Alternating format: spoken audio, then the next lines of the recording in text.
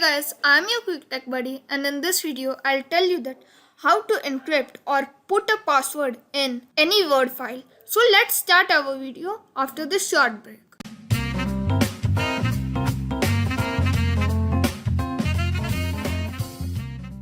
So here I have taken this demo file.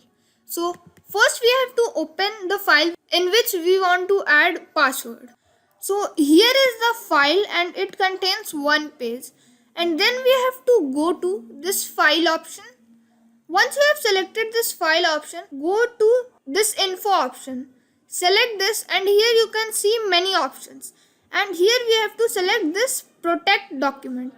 Click this button and here you can see many options. So here we have to select encrypt with password. So select this. And here you can see that it's asking for the password which you want to save. And it's also saying that if you lose or forget the password, it cannot be recovered. So it means that if you have lost your password, it cannot be recovered.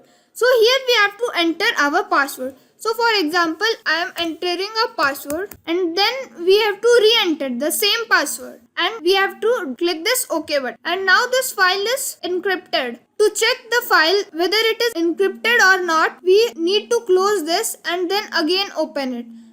And before opening, it will ask save option. Click save and then close this file. And again open this file. And now it will ask you for the password.